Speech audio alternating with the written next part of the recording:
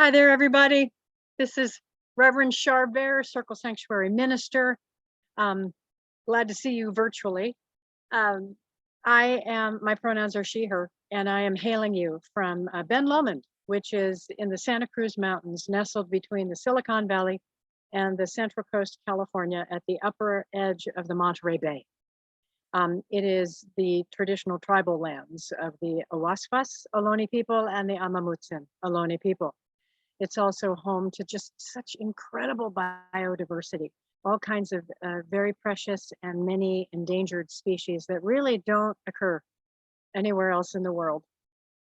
And so it's really precious to me to be standing here and to speak to you for the next few minutes about Circle Sanctuary's new ministry starting called Circle Sanctuary GreenFaith Circle. Just the other day, I was flipping through my digital scrapbook. For years, I've been keeping photos of the incredible biodiversity that I've come across in my life. All kinds of species of plant and animal flora and fauna.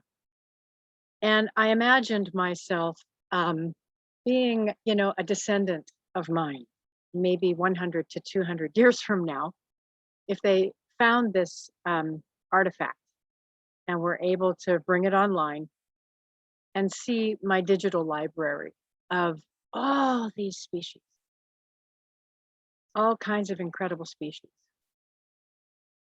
And if I were living then, what might I say to my descendants about who their ancestor Charbert was? And what was she like? And what was she doing at this pivotal moment in human history and in our planet's history? And look at all these creatures. What was it like to get down on the ground and look eyeball to eyeball at a ladybug? What was it like to help rescue a baby sea lion and hold a harbor seal pup? What was it like, to go to bed with a collie at night? And what was it like to wake up one morning and see a grizzly bear staring at you over a picnic table or whatever? What was it like to hear the sound of a great horned owl under a full moon? What was it like to stand under the huge redwoods swaying, or palm trees, or so much in a great pele on the windswept side of Diamond Head of Hawaii? What was it like?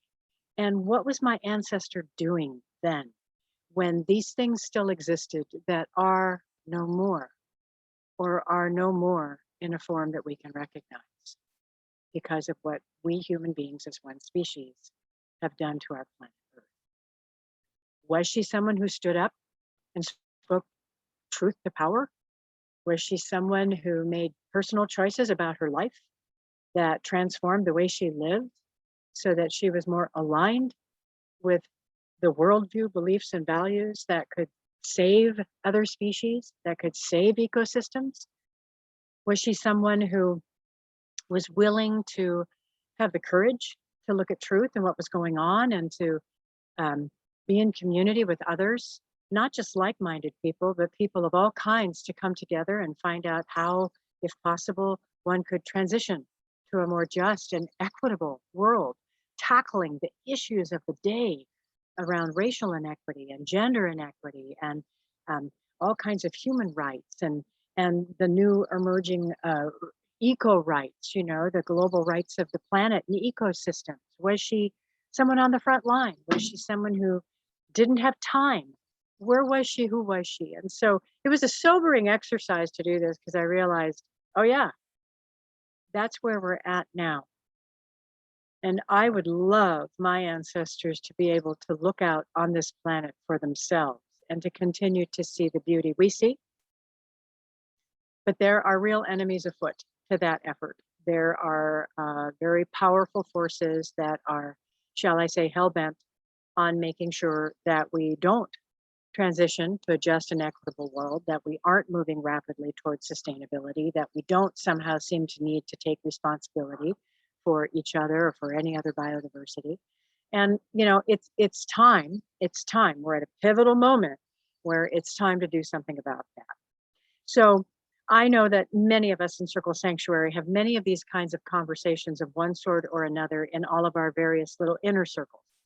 And this ministry is an opportunity to come together in a structured way on a regular basis to really be focusing on um, a sacred people, sacred earth pledge to actually do something about it and to look at three sort of pathways to changing power. One is personal transformation in our own lives.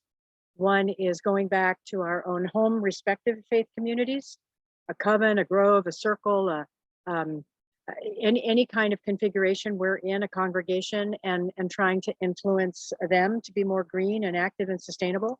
And another way is to continue to help Circle Sanctuary as the international nature-based church and eco-resource center it is, to keep emboldening itself to speak truth to power and to keep moving toward that kind of sustainability as a network, as a more global church. So the Green Faith Circle is part of a multi-faith movement. It is a multi-faith movement going on all over the world, and it's calling out people of faith and faith leaders to circle up and to look at changing these pathways to power.